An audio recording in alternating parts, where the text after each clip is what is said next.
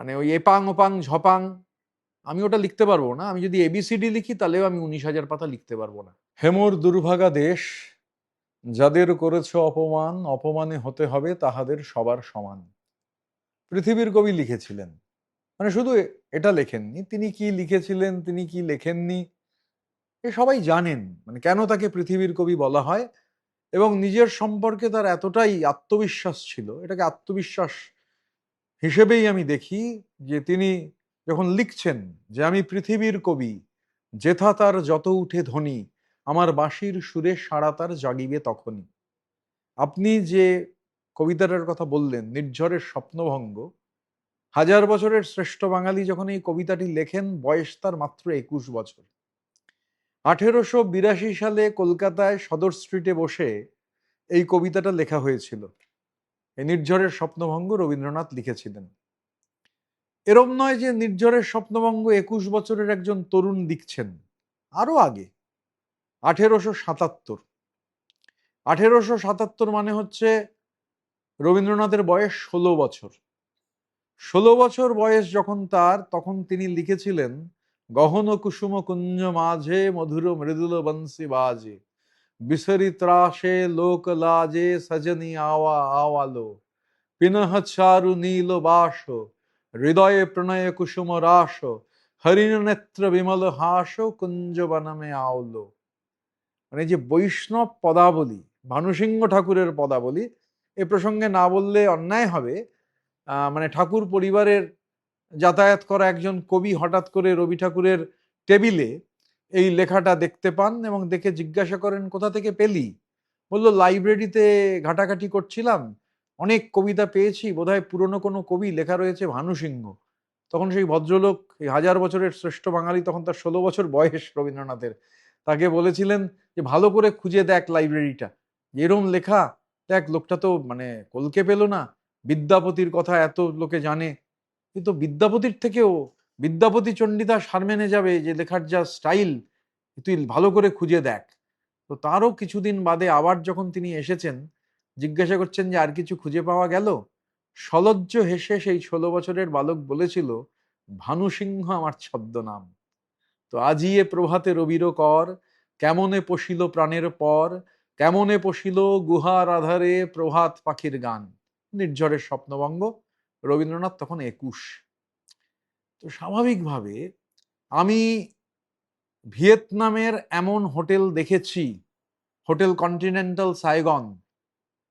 1929 সালে পৃথিবীর কবি সেখানে 3 দিন সেই হোটেলে ছিলেন বলে সেই ঘরটার ব্যবহার করা হয় না। হোটেলে ঢুকতে গেলেই বিরাট তার ছবি, এবং সেই ঘরটা তার সম্মানে ব্যবহৃত হয় না। সাইগন আগে, এখন হোচিমিন সিটি ভিয়েতনামের। আর আমাদের এখানে, যেখানে স্বয়ং পৃথিবীর কবি নির্ঝরের স্বপ্নভঙ্গ লিখছেন, সেখানে মানে এর থেকে দুর্ভাগ্য আর কি হবে, যে সেই জায়গা সংরক্ষিত না হয়ে তা হোটেল হয়ে গেছে, এবং হোটেলটাও মৃত্যুকূপ। আসলে আমার একটা অভিজ্ঞতা, খুব দুর্ভাগ্যজনক অভিজ্ঞতা, এই চার্টার্ড মাফিয়ার যে বাহিনী আছে আর কি, ঠ্যাঙাড়ে বাহিনী, আমি যাদের গেস্টাপো বলি, ব্ল্যাক শার্ট এসএস, এই ঠ্যাঙাড়ে বাহিনীর একজন, তাকে আমার অভিজ্ঞতা হচ্ছে, তিনি হঠাৎ করে একটা জায়গায়, আমিও ছিলাম সেখানে, হঠাৎ করে, মানে রবীন্দ্রনাথের তো নানান ধরনের ছবি রয়েছে, একটু বেশি বয়সের ছবি, মানে যখন ইতিমধ্যে লিখে ফেলেছেন সময় নাহি তো আর, নামিছে অন্ধকার, মৃত্যু চেতনা যখন পৃথিবীর কবিকে গ্রাস করছে, যখন অসুস্থ, আফ্রিকা, মানে যেখানে যখন আফ্রিকা লিখলেন, আফ্রিকা লেখা হওয়ারও আগে আসলে বেনিতো মুসোলিনি অ্যাবিসিনিয়া আক্রমণ করেছিলেন, আজকের ইথিওপিয়া। কবি এতটাই ব্যথিত ছিলেন যে কবিতা লিখবেন কিন্তু শরীর এত খারাপ, লিখতে পারেননি। বছর দুয়েক বাদে আফ্রিকা লিখলেন, আরো 1 বছর বাদে পত্রপুটে সেই লেখা ছাপা হলো। পৃথিবীর ফ্যাসি বিরোধী কবিতার অন্যতম শ্রেষ্ঠ আখ্যান, আইনস্টাইন বলেছিলেন। তো আমার অভিজ্ঞতা আছে চার্টার্ড মাফিয়ার ওই যে বাহিনী আর কি, ওর যে বৃত্ত, সেই বৃত্তের মধ্যে একজন বাঙালি নয়, ভালো করে বাংলা বলতেও পারে না, বাঙালি সাজার চেষ্টা করে বাঙালি অধ্যুষিত একটা সিটে বিপুলভাবে পরাজিত হয়েছে। তো রবীন্দ্রনাথের জীবন সায়নের একটা ছবি দেখে বলেছিল, ইয়ে বুদ্ধা কন হে। তো মানে আমি এতটুকু, এতে তো অবাক হওয়ার কিছু নেই। মানে শ্রদ্ধা মানে তো শুধু হচ্ছে ছবির সামনে মাথা নত করা নয়, শ্রদ্ধা মানে গোটাটা আত্মস্থ করা। মানে সারা জীবনে ধরুন একটা পাতায় ছাপার অক্ষরে যদি 600টা শব্দ থাকে তাহলে একটা পাতা হয়। ঐতিহাসিক রামচন্দ্র গুহ দেখিয়েছেন যে কোন লেখক কত লিখেছেন। উইলিয়াম শেক্সপিয়ার প্রায় 9000-এর কাছাকাছি ছাপানো পাতা লিখেছেন, বাকি সারা পৃথিবীতে সবাই তার নিচে। শেক্সপিয়ারের ওপরে একজনই আছেন যিনি যদি ছাপা হিসেবে ধরা হয় 600 শব্দে একটা পাতা, পৃথিবীর কবি, 1000 বছরের শ্রেষ্ঠ বাঙালি, আমাদের আত্মপরিচয় রবীন্দ্রনাথ। তিনি যা লিখেছেন তা ছাপার অক্ষরে দাঁড়ায় 19,000 পাতা, 19,000 প্রিন্টেড পেজেস। মানে ওই এপাং ওপাং ঝপাং আমি ওটা লিখতে পারবো না। আমি যদি এবিসিডি লিখি তাহলেও আমি 19,000 পাতা লিখতে পারবো না।